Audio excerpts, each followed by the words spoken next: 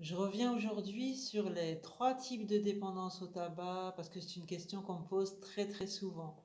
La dépendance au tabac comporte trois facettes distinctes, la dépendance physique, la dépendance psychologique et la dépendance comportementale.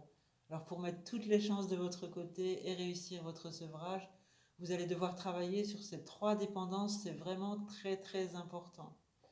La dépendance physique est liée à votre besoin en nicotine. La nicotine augmente la libération de dopamine dans votre cerveau, ce qui provoque une sensation de bien-être et de plaisir. Votre cerveau va faire l'association entre la consommation de cigarettes et cette sensation agréable. Il va s'y habituer et en redemander. Et à ce moment-là, vos récepteurs nicotiniques sont activés.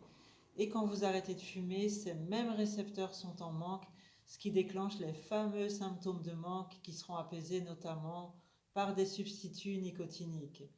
La deuxième dépendance, c'est la dépendance psychologique. Elle est liée à vos émotions. La nicotine entraîne la libération de sérotonine et de noradrénaline dans votre cerveau.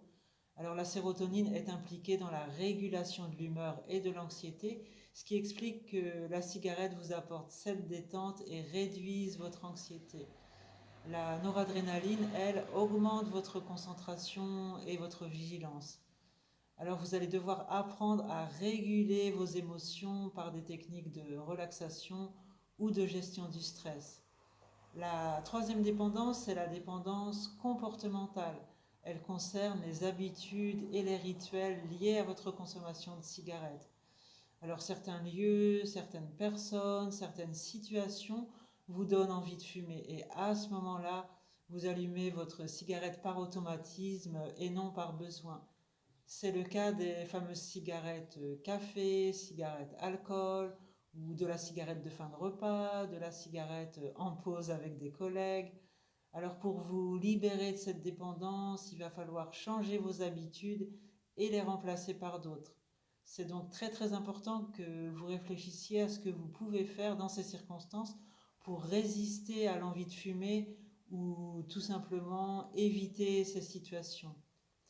Alors voilà, j'espère avoir été assez clair dans mes explications. Si vous avez des questions ou besoin d'autres informations, n'hésitez absolument pas à me contacter.